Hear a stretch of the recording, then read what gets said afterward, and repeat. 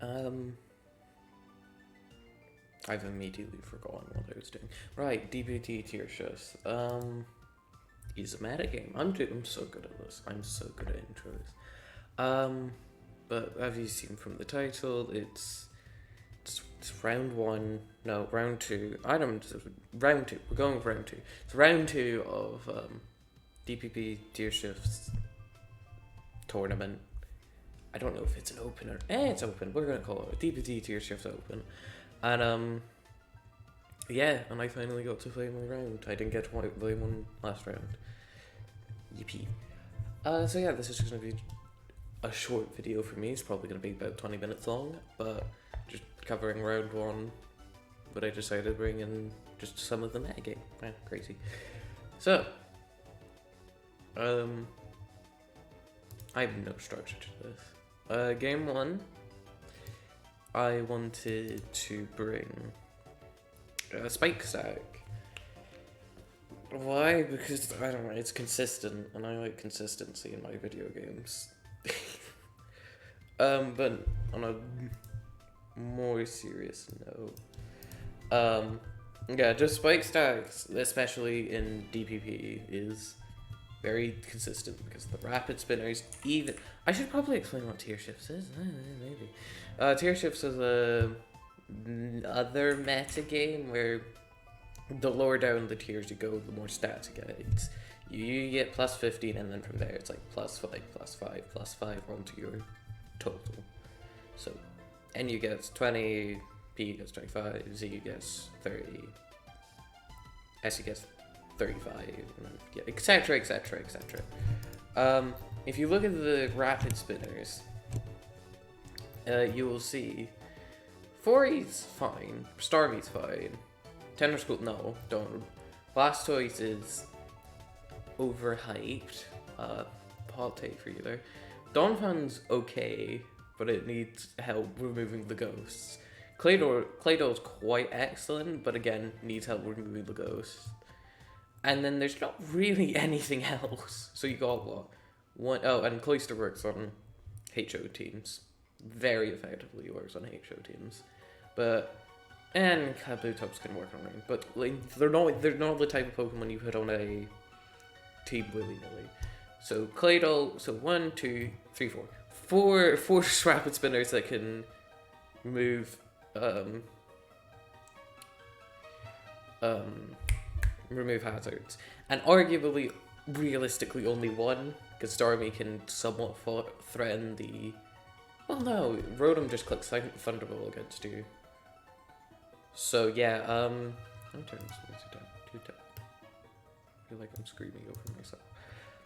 So yeah, it depends on the spin block or yada yada, but you know, 3 of these definitely need help with. 3 of them definitely need help with Gengar, and then all of them need help against Rotom. So yeah, Spike Stack, very consistent. You know, your standard Swampert, Stealth Rock, EQ, Toxic Waterfall. Rotom, good spin blocker, Willow, Thunderbolt, Shadow Ball, Hydro. Spiky, you know, Skarmory, because what are you also running, realistically? You know, what you running? I guess you could run 4, but then I've already got this Scizor. Again, there's not really other in this way. You can run Roselia, but again, more boom or die offense rather than just standard spike stack. And then there's nothing else. It's just Skarmory, Qwilfish, OnStar, Cloyster. Yeah. And then we'll talk about Medicham later, because that's the one lower tier one I put on. Whoa. Scizor, you know, standard Swords Dance, U-turn, Bullet Punch, Roost. Yeah, it's all pretty standard. And then Laios, you know, it's got just enough speed to outrun the base 100s, yeah, at max speed, because this gets 330 speed with a timid nature. You know, Draco recovers Psychic Surf. All of this is pretty standard. And we get the one lower tier one, yippee. Medicham is it's so strong. He is such a, you know, with a plus attack nature, which I did not run, but 284, times 1 point, nope, not 1.5, type 2. I'm pretty sure that's just stronger than, like, any Pokemon.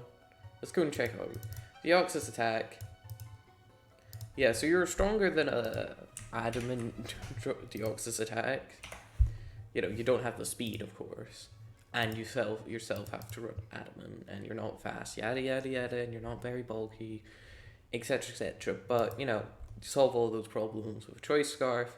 And it also helps so much in the Clefairy matchup, because while I was building this, I was like, oh, I don't have any plan against Clefairy. And just a quick look at my personal viability rankings. Most of the stuff I'm flexible about, but yeah, these three, Clefairy is undoubtedly the best Pokemon in the metagame. It's Clefairy's world. It's Clefairy.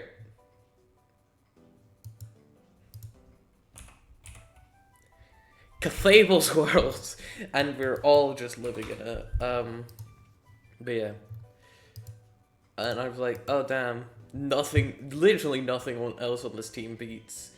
The best chance I go again, best chance I have against Clefairy is Swords Dance Scizor, and if they run Flamethrower, I'm just screwed. So Medicham was like the last minute addition I needed to you know, complete this team, including Trick, because if I faced Stall, I was gonna cry. But I don't know. Please, no one bring Stall against me. I don't want to fight Stall. Yeah, and just helps with the Stolly matchup stuff, and yeah. So game on.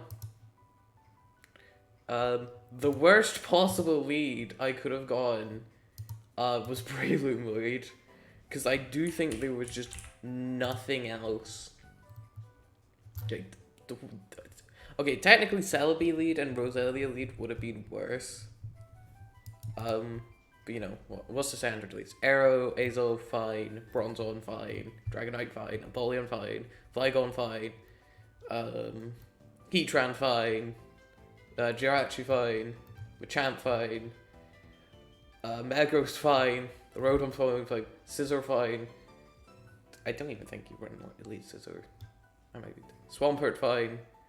Tyranitar, fine. Zapdos, fine. Literally, Breloom was the worst possible outcome. Unless I was fighting like a weird hidden power grass Zapdos. So, you know, goes for the Seed Bomb, gets a crib. That's fine. You know, it's Skarmy. I'm like, okay, I'm probably gonna get Spored here. So might as well just try and set up a spike. And then Wishcast comes out, and I'm like, oh, because if you didn't know, Wishcast has like 1 billion stats. You know, this is based. It's a Jirachi. You know, you see this, and it's just Jirachi. Fat Jirachi. I'm like, oh, okay, of course, it's gonna be like Dragon Dance, Earthquake, Warfall, you know, maybe Stone Edge. So I'm going to stay in here and try and Toxic it. Yeah, it's modest Wishcash, which I can absolutely not take, and then the Ice Beam, which barely doesn't kill. Well, it doesn't barely doesn't two-shot my Latias. Draco comes out. Metagross tanks it. Like, ooh, this is starting to get really bad. I'm like, okay. You know, turning this music down again. Willow comes out, you know, doesn't really matter. The chip on Wishcash is nice. I'm like, okay, I'll just go for the Hydro. Does barely anything. Like, okay, I'm in a fine-ish position, you know, going Latias on the Hydro. Because I'm just too much of a gamer, you know. I have to go for Recover here, otherwise I die to Beam, you know, risking the crit with Freeze, but just getting down a Recover again, because I need, again, Crit Freeze ruined there. And then, you know, in range of Psychic. And then Haunter comes out, and Haunter's just better Gengar, so that's a bit scary. you know, faster, slightly stronger, slightly bigger boom. So I just have to select Skarmory. And, you know, it's going fine for me. You know, I see it's a life orb. So I can, you know, SD up here, non-rage of a choice specs, shenanigans. And then, okay, I'm gonna go for U-turn here. Because it's revealed leftover, so it can't be choice ban. And, you know, Explosion has like a minuscule chance of KOing here. So yeah, the game continues on, and I bring up Medicham, because, you know, I'm clearly not getting my rocks up this game, or any other spikes. I might as well bring out the big bing, the big man. The Tyranitar comes in on the Zen Headbutt, and I am panicking so much, because this Tyranitar can do anything at once right now. He doesn't, my opponent doesn't know it, but I am very much Choice Scarfed. So, what am I going to do? You know, I'm expecting the Pursuit, might as well switch it. No, it's Dragon Dance Tyranitar. Oh, okay. What? So, yeah, yeah, I'm absolutely just dying inside. Because it's Dragon Dance Tyranitar. What do I do? That's what I'm currently thinking in the moment. You know, goes for the crunch, I go for the EQ. You know, does a good chip, but, you know, yeah. And then I was just gonna go, yeah. I go Medicham because, you know, Scarf. Never outspeed me. Okay, we're in a position. If Haunter comes out, ew, that's a bit scary, because I think from the calc I remembered, it's like Ice Punch does like 75 max or minimum, and even after rocks. So yeah, it was a roll. So I was terrified of Haunter coming out. But instead they go Verilu, and I'm like, huh? I get very confused here. Oh, does the replay? Oh, that's interesting. The replays don't show the base speed. Okay. And I'm kind of just confused because that crit did not matter. I will prove it right now. Let's head over to the damage calculator. Medicham. Let's go to DPP. Medicham. UU Choice Scarf versus Breloom. OU Offensive. That Ice Punch with standard Medicham had a 12% chance to OHKO. If we're going 80 pace powered, always OHKOs if it's offensive. Oh, this is with HP offensive, which I don't even think they were. So, that Ice Punch did not matter. The Ice Punch crit, I mean. And then Dragonite comes out, and I'm in range of Choice Band, the extreme speed here, which I'm terrified about, because, you know, that's just game. If Medicham goes down, there's nothing that outspeeds Haunter on my team. So yeah, just have to go to Rotom Wash. E-Speed comes out, okay.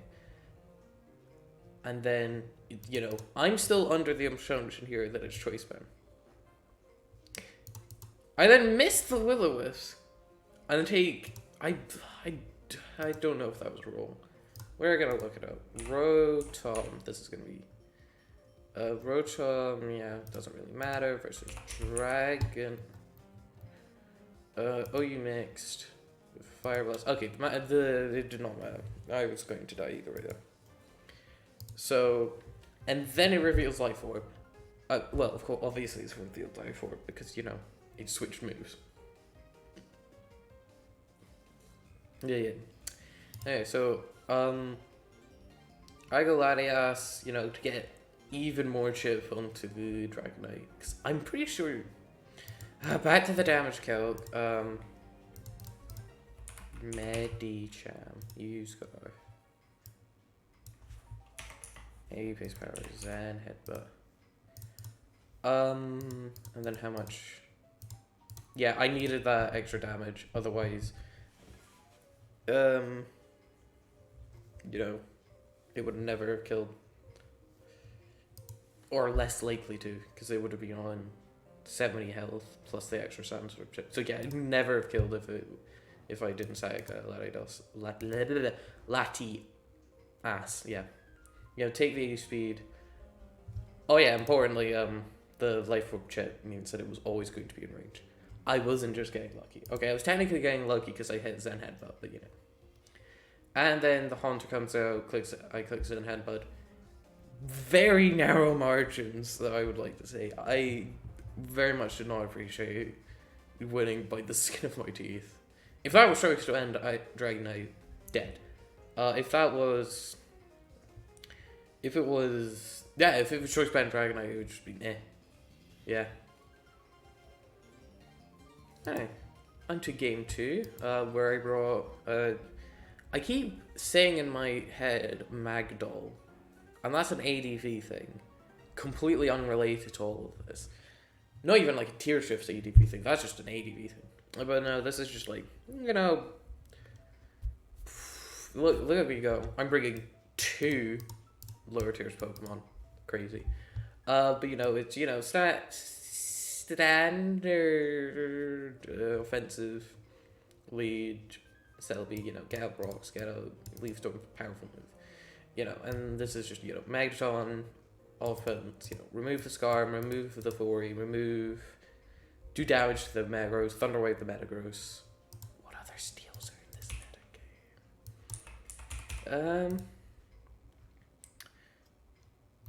meta game? Kill the Empoleon, cry against Heatran, do damage to Jirachi, do damage to Luke, kill Scizor, kill Skarmory, pretty standard stuff there. And then, Choice Spikes Latias, because again, I realized halfway through building this, even though I have a close combat Lucario, I'm still terrible into the stall matchup. I cannot emphasize enough how much the stall matchup plagues my mind. That, everything, the trick on Latias and the entire reason I'm running Marowak is because of the stall matchup. But, Trick, Draco, Psychic Surf, pretty standard choice by set. We'll get on to Marrow, Gyarados, Lumberry, Dragon Dance, Waterfall, Earthquake Sub. It's kind of scared of Zapdos, but, this team kind of already sort of held, Choice Scarf, Mag can Thunderbolt or Explode on it. Celebi can Psychic it, doesn't want to switch into this, doesn't want to switch into that, etc, etc, etc. And then, standard Sword Dance Speed, Close Combat Crunch. Does horrible into Slaveli. I love my Slaveli. Yeah. And then Marowak with, Sword Dance EQ, Sword Edge, Stone. I almost said Stone Axe. And then Double Edge, because, I want to use the Rock Head, and the speed is specifically to speed creep the Clefable in the room. So yeah. And then speed creep the speed creep. Basically, I'm perpetual terrified this. Just slowly speed creeping. So you speed creep the Clefairy, and then you have to speed creep other Marowaks. So yeah. That's pretty fun. And then that's the team. And then Celebi, Jirachi, pretty standard stuff. Goes for a Body Slam, gets the first turn para. It's all pretty standard, U-turn to get the natural cure off. And then, Marowak comes in, threatening EQ. And this is why Marowak's pretty good. That's it. By the way, that's max HP, max defense, bold Slowbro, taking 55 from a Earthquake. Non-boosted Earthquake, just Stam and Thick Club. I love Marowak, he is my friend. And then Dragonite goes in, and if you're the viewer, you might be thinking, oh, okay. Obviously, Dragonite's gonna do stuff here. This may look like a godlike play. It's just because okay, maybe it was. I'm trying to remember what I was thinking. Basically, I saw in the count that double edge, or even on the bold slope, are always killed, and I'm like, okay, this has so far no ground switching. So obviously there's going to be a flying type back, and if it's Skarmory, okay, it takes like 20% from it. If it's, I don't know, like it could have been Rotom as the ground switching, which would have completely wrecked me from here, but it wasn't. It was Dragonite. And let me go and look at the flying types. Like, if it was Arrow's taking 50, Dragonite. Oh yeah, the crit did not matter. I did a 76% minimum. Yep. Unless it was bulky Dragonite, then the crit absolutely mattered. But yeah. Gligar is taking 70. Gyarados is taking 50 after Intimidate. Skarmory is taking 0, and then Zapdos is taking like 70. And if you look at the Levitate Mons, no way there was an X-Elf in the back, but Bronzon's taking about 15 to 20. Flygon's taking over half. Gengar's, taking nothing. Latios is taking over half. The Rotoms aren't taking anything. And then some lower Uxie's taking about 40. Claydol's taking about 50, depending on the set. Haunter's taking nothing. So yeah, pretty safe. It's either A, the Slowbro's killed by Double Edge, or B, a flying type switches in, and then I get a little bit of chip. So yeah, then Donphan comes in, Earthquake does its offensive Donphan, pretty standard. Magneton comes out, and I'm like, so this is also a Magneton offense. And I was expecting like HP Fire here, but no, it's HP Ice, so I can switch in my own Magneton, and take half my health in the process. And then, Donphan comes out. I can't really stop the spin here. Crit didn't matter, 30%, it's 2 leftovers. Expecting to switch out because I've revealed Leaf Storm.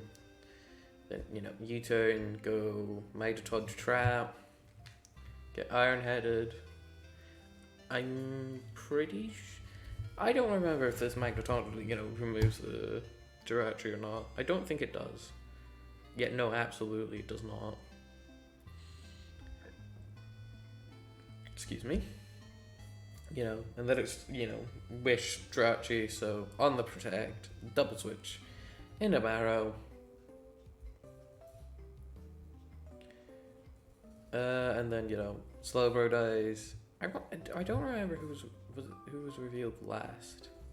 Sack, Magneton. Pretty safe Sack. Gyarados. Maybe it's Stone Edge, but and very fair response from my opponent. So yeah, that was round 2. And there'd probably be more. How long did this take? 23 minutes. I wasn't too bad this time. Anyway, join me next week for when I talk about a metagame with 2 players in it, and it's 24 hours long. Oh yeah, I need to get the music in the description. Okay, bye bye.